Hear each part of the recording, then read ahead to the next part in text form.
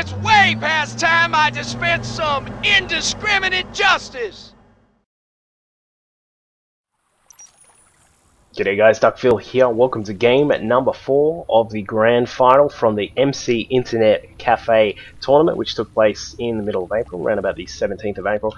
And these two players have done a really decent fight out so far. In game number 1, we saw a very great safe mech style from Finest, the Terran, over here in the teal color, and his opponent nGenMaster did a very cool Mutalisk attack in the second game, which gave him the victory. In game number 3, we saw another very safe style from Finest, securing the map initially with some Hellions. I'm not sure if they were Blue Flame or not, but then actually coming through with a very safe, slow mech style. So we'll see what happens on this particular map. Of course, this is Shakura's Plateau. We do have a very soft wall again going up from Finest. I would assume it's going to be a soft wall.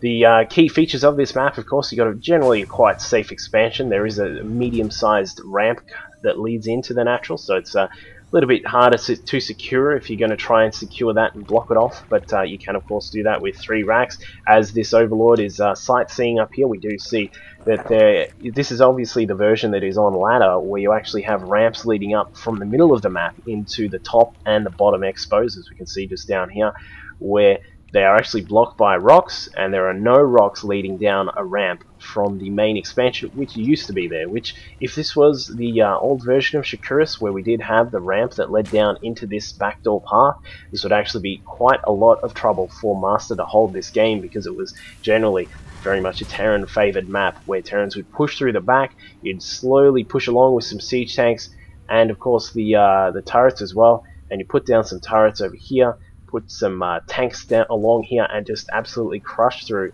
any Zerg expansion here. Now, towards the end of that version of the map, of course, we did see Zergs actually decide to do things different ways. We did see third expansions being taken extremely quickly. We saw tech buildings being put down here at the natural, or at that quick third expansion I mentioned. So there were ways to start to work around it, but it was just extremely hard for Zergs to win on this map, even against Protoss as well, because Protoss were able to do a similar style of attack. Now, once again, Finest going for his standard play, which is to grab a quick factory, get a Hellion out. I'm assuming we'll see at least 1 to 3 Hellions popping out to make sure he can grab the map control, and then have a look around the map and try and snipe off any Zerglings that he spots. And as we can see here, SCV finally getting inside for Finest. He's going to scout out what the Zerg is up to, knows that the natural expansion is up, sees a couple of drones transfer over, and sees that the spawning pool and the extractor are now done. So he's going to be aware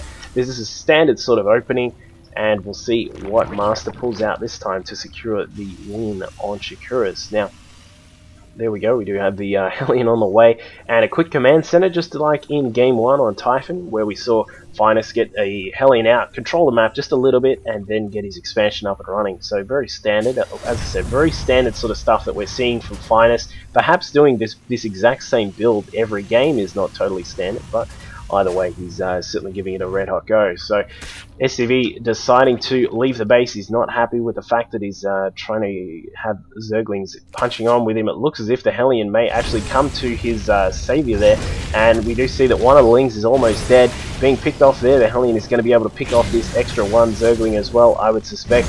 Zergling trying to hide in the grass there. Very tricky move there by Master, but he doesn't actually pull it off. A second Hellion is on the way. The command center is almost done, and we'll see what the next step of the plan is for Finest. Whether he's actually going to commit to grabbing this second base and play very safe as he has done in the other games, or if he's actually going to try some sort of earlier push, which he has done before. There you go, one little tip there, which I hope everyone is getting tips every now and then from the cast. But if you have a creep tumor that is actually building a secondary expansion tumor, I suppose you could call it, is that you can actually cancel it. We saw that one just before actually get cancelled by Master there. So if you are if the creep tumor is under threat, just cancel it. You can build it again once the threat is gone. So that's one thing to keep in mind if you're playing Zerg.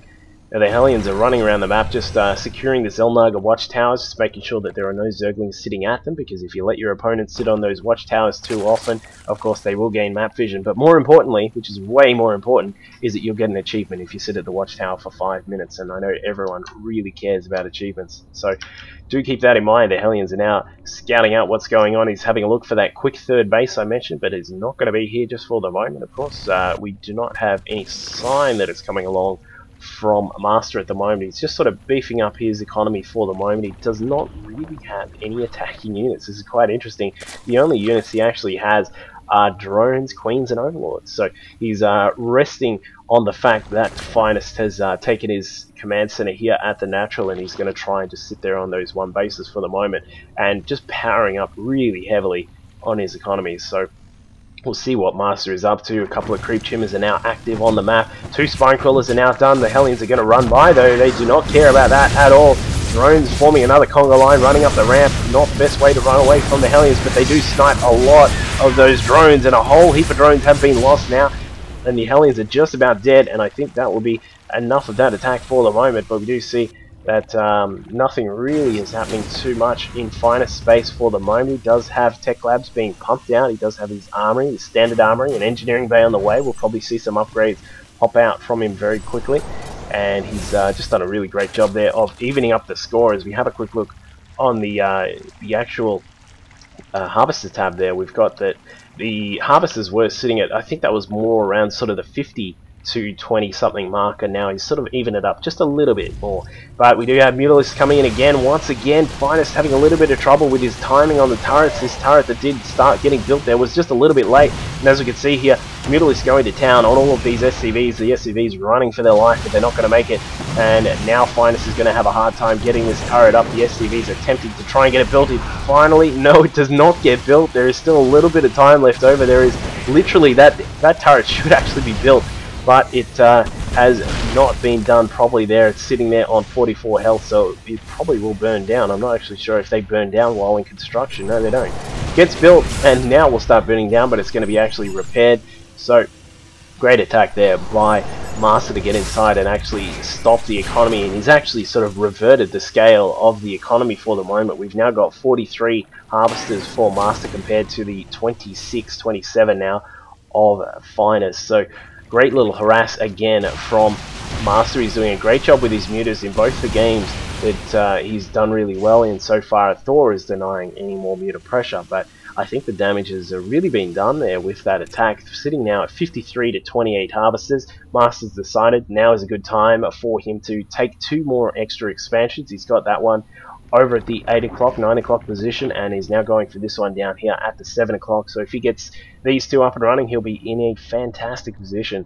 Meanwhile, his creep chimmers are spreading out beautifully through the map here. Of course, one great thing with Zerg is that you can get your creep chimmers at least a halfway. You'll be sitting in a beautiful position, and we do not have too much extra tech coming along for Master at the moment. He's got his Spire, and the 2 Evo chambers are pumping along. They are getting +1 to melee and carapace attacks. I'm assuming this may be the same sort of style that we saw in Game 3, where you got a lot of Lings, you got a lot of Banelings, and some Infestors. As we can see, the pathogen glands are on the way. So once those Infestors spawn, they'll have a lot more energy than they normally would. I think it's, how much is it? +25 or something like that.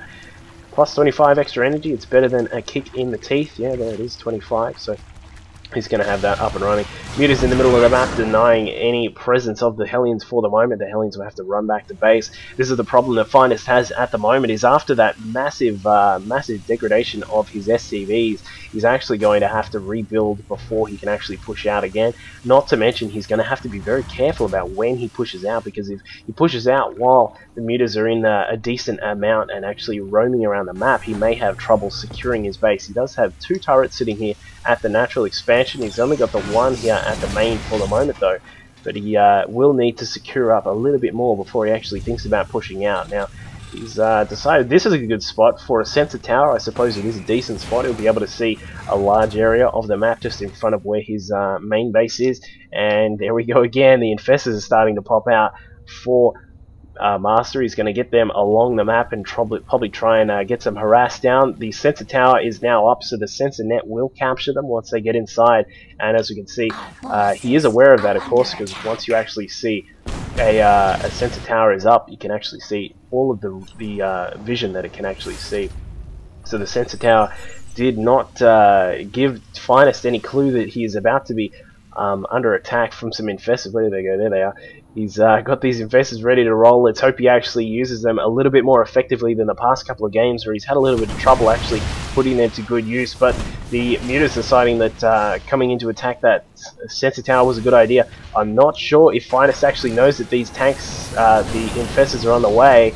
And one infestor has now gotten inside. He's going to be able to pop down a fungal growth. Would probably be the best idea. He does have enough energy for 2 fungal growths. If he puts them on these SCVs, it'll be a glorious victory for him.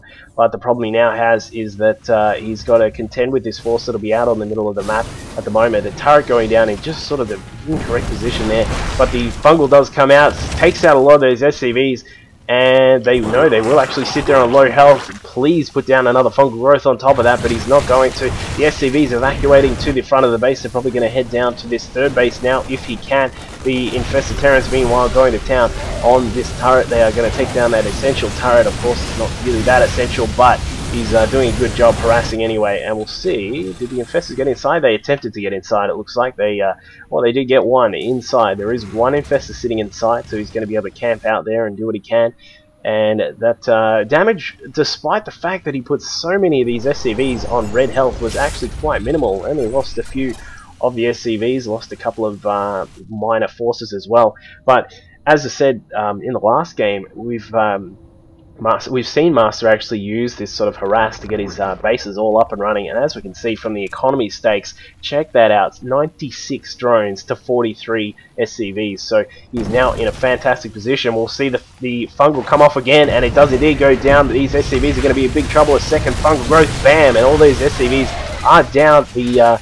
And it looks as if the harvester count once again will look quite dismal for Finest. He's currently sitting at 32 SCVs to the grand total of 96 from Master, and Master now has a massive total of 6 hatches out. He's got, of course, these expansion ones down here. He's got 2 in the middle, and the natural and the main, of course, as well. Hive is now done, keep in mind. Ultralisk Cavern is on the way, and Ultralisk are already out, in fact, so the army for Master is going to be absolutely amazing compared to what Finest has. We have a quick look on that graphic there. We do see that the army supply is sitting at 84 for Master and 64 for Finest. So the problem is that Finest has actually got 39 of the supplies actually built up in the workers there. And as we get rid of that quick graphic there, the attack is now coming in. The fungal growth going down on top of these stores, and the random Raven that's just sort of sitting in there, which is probably used to spot any infestors that came along. Some infested Terrans popping out here. Loving this style from Master, actually